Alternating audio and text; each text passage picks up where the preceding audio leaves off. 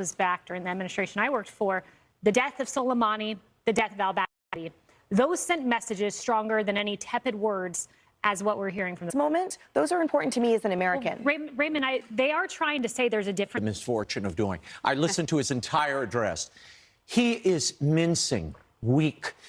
He's trying. I don't know what that means, and neither do our enemies. To the financing point, it's a good point. I just want to share there was some news before we got to air, 18 minutes before we got to air. We're on the air on Fox Business as that Hezbollah leader was speaking, because they knew, especially in northern Israel, that those were going to be very inflammatory words.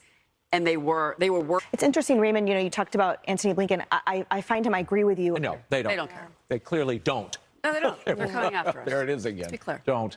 And on that note, John Kirby, well, now we can answer that question. This individual, we don't know if he was inconceivable and should be the only tailwind you need for Chuck Schumer to say, today in the United States Senate, we are going to pass H.R. 2. Republicans in the House passed it. One of the provisions would drastically limit DHS's ability to parole migrants into the interior. Could have stopped this guy. Let's make it stop the next terrorist. Chuck Schumer, your turn. Yeah, we don't know who these people are. Look, I've been down to that border. Go down to McAllen. Go to the airport in McAllen. You will find scads of people with manila envelopes. With the leaders, he's got a chance today to maybe fix this. Mexico, Panama, Colombia, and Costa Rica. more outnumbered in just a moment.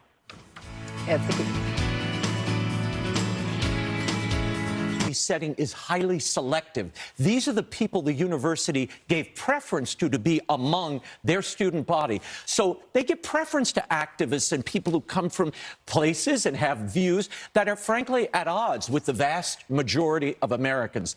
So it's not a surprise that we're seeing this kind of outrageous protest as well as hatred, vicious hatred popping up in the university setting. This is the speech you programmed. This is the speech. Their career, really acting out of their faith and doing a lot of pro bono work for pro-life and pro-family clients. That's what this guy did. So